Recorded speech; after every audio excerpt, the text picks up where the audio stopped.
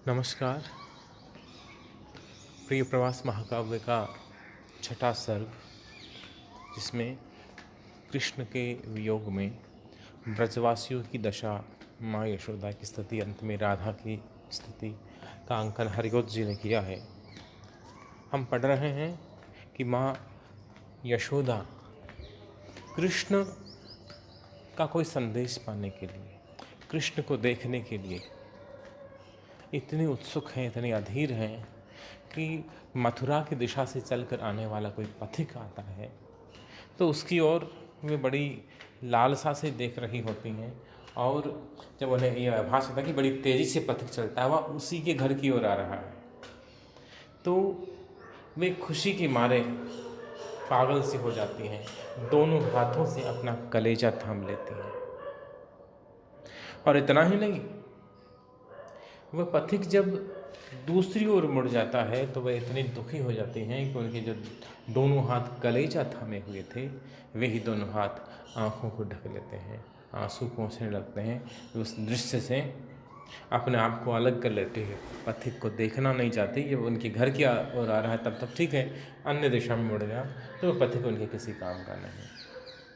और इतना ही नहीं, वे आकाश में कोई पक्षी उड़ता हुआ देखती हैं। मथुरा की दिशा से तेजी से उड़ता आता हुआ कोई पंछी दिखाई देता है तो माँ सोनी निगाह उस पक्षी की ओर डालती हैं, और उस निगाह में इतनी उदासी भरी होती है, माँ की आंखें इतनी उदास होती हैं, उस दृष्टि में इतना दुख, इतनी पीड़ा, इतनी वेदना, इतनी मूक विवशता भरी होती है कि जो देखता है उसका कलेजा भी जैसे टूक टूक हो जाए। आगे आगे पढ़े। पथ दिशि नहीं आंखें थी लगी उत्सुका हो, न हृदय तल ही की लालसा वर्तिता थी। प्रतिपल करता था लाडिलों की प्रतीक्षा, यक यक तन रोआ नंद की भामिनी का। पथ दिशि, पथ की दिशा में, रास्ते की ओर, नहीं आंखें थी लगी उत्सुका हो, केवल रास्ते की ओर माँ यशोदा की उत्सुक आंखें ही नहीं लगी हुई थी, न हृदय तल की ही लालसा वर्धिता थी, और न सिर्फ हृदय की उत्कंठा बढ़ी हुई थी। कृष्ण के आने का इंतजार माँ की सिर्फ आंखें नहीं कर रही, कृष्ण को देखने की लालसा सिर्फ हृदय में नहीं बढ़ी हुई है, कृष्ण के दर्शन की लालसा सिर्फ आंखों को नहीं है, कृष्ण से मिलन की उत्कंठा केवल हृदय को नहीं है। प्रतिपल करता था लाडिलों की प्रतीक्षा, लाडले कौन? कृष्ण और बलराम, दोनों बच्चों की, लाडले बेटों की प्रतीक्षा कौन कर रहा था? यक यक तन रोआ नंद की भामिनी का।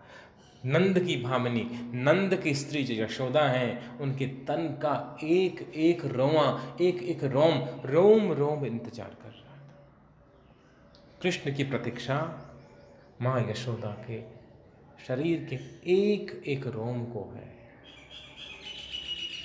कैसी अधीर प्रतीक्षा है, कितनी पीड़ा है, कितनी व्यथा है, माँ कितनी उदास है। और ये उदासी, ये व्यथा, ये विवशता, ये पीड़ा, ये दुख किससे कहे, कौन सुनने वाला है? सुने तो बांटने वाला कौन है? ये दुख दूर करने वाला कौन है? माँ बड़ी उदास है, बड़ी दुखी है। अगला छंद है। प्रतिपल दृग देखा चाहते श्याम को थे, अनुछन सुधि आती श्यामली मूर्त की थी। प्रतिनिमष यही थी चाहती नंद रानी, निज वदन दिखावे मेघ सी कांति वाला। प्रतिपल, पल पल, हर पल, दृग आंखें, प्रतिपल दृग देखा चाहते श्याम को थे, हर पल आंखें कृष्ण को देखना चाहती हैं, पल पल निगाहें कन्हैया को देखना चाहती हैं। अनुक्षण सुधि आती श्यामली मूर्ति की थी।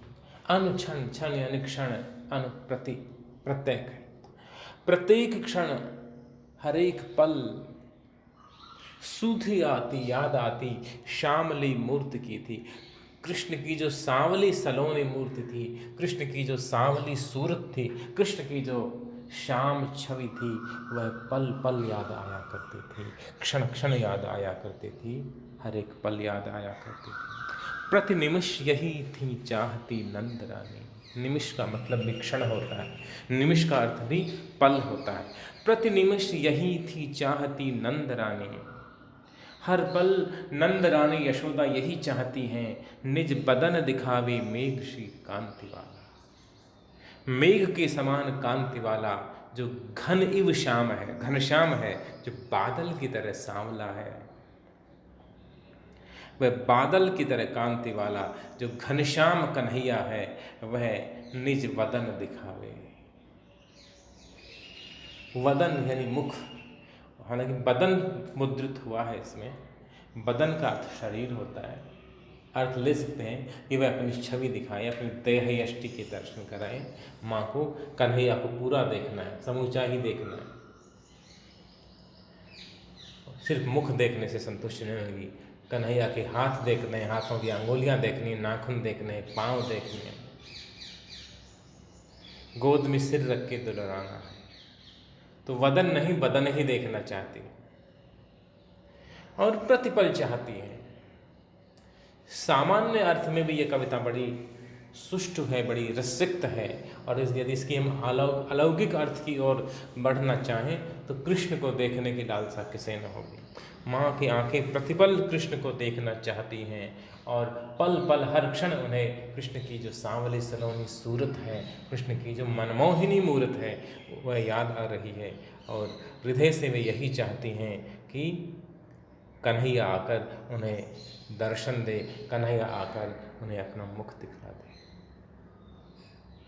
हरिओत जी ने ये प्रसंग तो खूब कवियों ने लिखा है। कृष्ण ब्रज छोड़ करके मथुरा चले गए, सूरदास जी भी लिखते हैं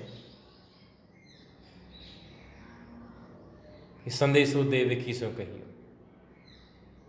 नंद बाबा को जब मथुरा जा रहे हैं नंद बाबा, तो देवकी मैया के पास संदेशा भेजती हैं माँ, झिझकती हुई, संकोच करते हुए कि हों तो क्या संदेशो देवकी सो कहियो, हों तो धाय तुम्हारे सित की दया करते रहियो। अपनी दया दृष्टि बनाए रखना, मैं तो सिर्फ धाय थी, पालने वाली थी, दासी थी, बेटा था तुम्हारा ही। सूरदास की यहाँ भी है, व्यथा है, पीड़ा है, या नंद ब्रज ले हो ठोक बजाए, सूरदास भी लिखते हैं। लेकिन इतना लिखा जाने के बाद, सूर के लिखे जाने के बाद में, नंददास के लिखे जाने के बाद में, रसखान के लिखे जाने के बाद में, मीरा के लिखे जाने के बाद में, रहीम के लिखे जाने के बाद में ज़्यादा कुछ बचा नहीं था। ये जगन्नाथ रत्नाकर भी इसी दौर में लिख रहे थे, तो ज़्यादा कुछ बचा नहीं था। फिर भी हरिओद ने पर्याप्त लिखा और अच्छा लिखा। माँ यशोदा के मन की व्यथा इन छंदों में हमने जानी।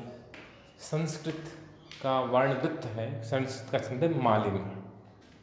नगण, नगण, मगण, यगण, यगण, ये 5 गण, 5 × 15 वर्णों का समवर्णिक छंद है मालिनी। मालिनी छंद ये थे माँ यशोदा की वेदना विषयक।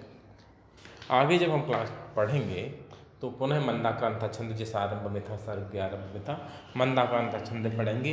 यशोदा की दशा तो हमने पढ़ ली, जान ली, लेकिन राधा की क्या स्थिति है, राधा की क्या दशा है कृष्ण से बिछड़ कर, ये हम अगले ऑनलाइन क्लास से पढ़ेंगे। धन्यवाद।